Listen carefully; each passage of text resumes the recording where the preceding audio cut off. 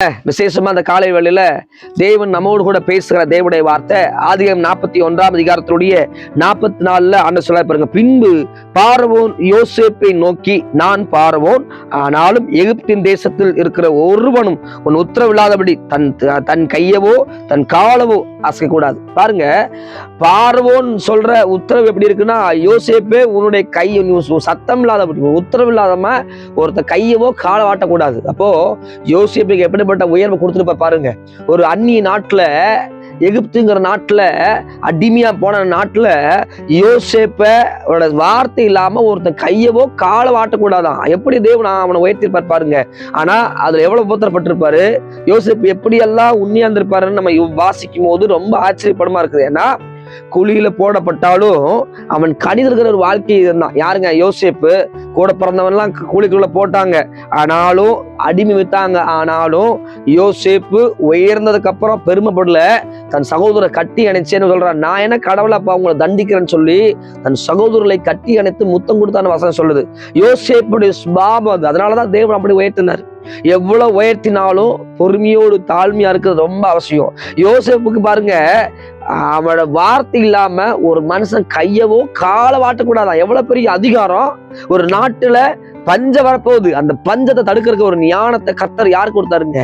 கனவுகள் மூலியமா. இன்னைக்கு கனவு கண்டா கனவு வந்ததுன்னா பல கனவுகள் வருது. ஆனா யோசேப்புக்கு வர்ற கனவு எப்படி கனவு வருது பாருங்க. அவனை தேவன் உயர்த்துகிறதா கனவா வந்துச்சு. அவனை எப்படி உயர்த்த போறாங்கிறத முன்கூட்டியே தேவன் அவனுக்கு வெளிப்படுத்தினாரு. அந்த கனவு மூலியமா தான் அவன் பகைக்கப்பட்டான். இன்னைக்கு உங்க வாழ்க்கையில கனவு கண்டு கொண்டிருக்கலாம். உங்க வாழ்க்கையில இந்த கனவு எனக்கு கொடுத்திருக்கிற ஆண்டவரே, இந்த கனவு எப்படி நிறைவேறன்னு சொல்லி நின்று கொண்டிருக்கலாம். உங்க கனவை அழித்து விட முடியாது. யோசேப்பை குழிக்குள்ள போட்டாலும், அவனை அடிமை வித்தாலும், அவன் ஜெயிலுக்குள்ள போட்டாலும் அவனுடைய தரிசனங்கள் மாறவில்லை. தேவ ஜனமே, தேவப்பிள்ளைகளை, யோசேப்பு கணிதர்கிற திராட்சை கொடி. இந்த காலை வேளையில உங்களை கர்த்தர் ஆசீர்வதிக்க விரும்புகிறாரு. உங்களையும் அந்த யோசேப்பு உயர்த்தினது போல உங்களையும் அதிகாரம் உள்ளவர்களாக அவர் உயர்த்த விரும்புகிறார். பாருங்க, பார்வோன் சொல்றாரு, சத்தம் இல்லாம எவனும் கையவோ காலவோ ஆட்டக்கூடாது. அப்ப எவ்வளவு அதிகாரம் அவனுக்கு கொடுத்திருக்காரு. அவன் அந்நிய நாட்டுல தேவன் உயர்த்திருக்கார் பாருங்க யோசேப்பை. தேவ பிள்ளைகள் கொடுக்கிற அதிகாரம், தேவ பிள்ளைகள் கொடுக்கிற அந்த மகத்துவம், அதுதான் விஷயம். அப்போ நீங்க தேவ பிள்ளையா இருக்கிறீங்க அப்படின்னா உங்க வாழ்க்கையில உயர்வு இல்லை. என் வாழ்க்கையில ஒரு போராட்டமா இருக்கிறேன், நான் போராடி கொண்டே இருக்கிறேன், நீ உட்கார்ந்து நீ அழுது கொண்டிருக்கேன்னா, இந்த யோசேப்பை உயர்த்தின ஆண்டவர் உங்களை அவர் உயர்த்துவார். நீங்க பொறுமையா காத்திருக்கணும். உயர்வு வர்றதுக்கு முன்னாடி நிறைய உபத்திரங்கள் வரும், பாடுகள் வரும், கண்ணீர்கள் வரும், அவமானங்கள் வரும், நிந்தைகள் வரும், நிந்தை பேச்சுகள் வரும், எல்லாம் வரும். ஆனா யோசேப்பு எங்காவது பொறுமை இல்லாம பதட்டமா இல்லவே இல்லை.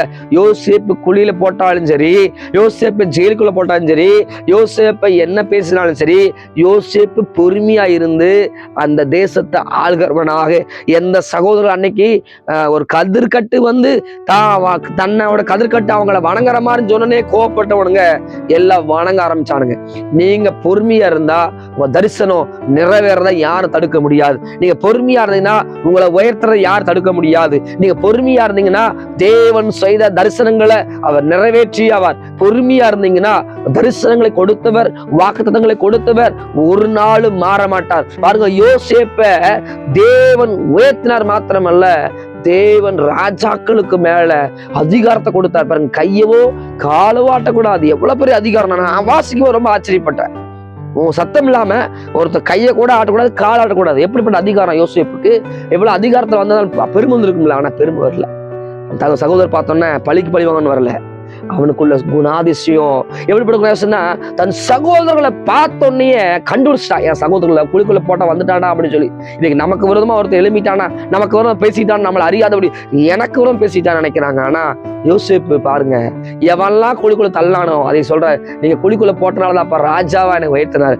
உங்களுக்கு அவமானம் வருதா அப்படின்னா ஒன்னே ஒன்று நினைச்சுங்க, உங்களை உயர்த்த போறாரு. உங்களுக்கு அவமானம் வருது, நிந்த வருது, கேவலப்படுத்துறான் உன்ன அப்படின்னா அங்க அவனை உயர்த்துவார். உங்களுக்கு கேவலப்படுறீங்க, எனக்கு குழந்தை பாக்கியம் இல்ல, ரொம்ப வருஷம் குழந்தை பாக்கியம், உன்னை கல்யாணம் பண்ணிட்டு வந்து என்ன வீடு அப்படின்னு சொல்லி உனக்கு கேவலப்படுத்தி கொண்டிருக்கலாம், உங்களை உயர்த்து போறாரு. திருமணத்தை காத்திருக்கிறீங்க, தடையிட்டே இருக்குது, எல்லாம் சொல்றேன், இந்த பிள்ளை என்ன நேரமோ தெரியல, இந்த பிள்ளைக்கு ஒன்னும் அமையமான்னு சொல்லி கொண்டிருக்கலாம். இல்லைங்க, அவங்க உயர்த்து போறாரு. வீடு கட்ட ஆரம்பிச்சேன், வீடு கட்ட படியும் இல்ல, எல்லாம் அவமானப்படுத்துறாங்க, பயப்படாதீங்க. அவமானம் வருதா, தேவன் கட்ட ஆரம்பிச்சிருவாரு.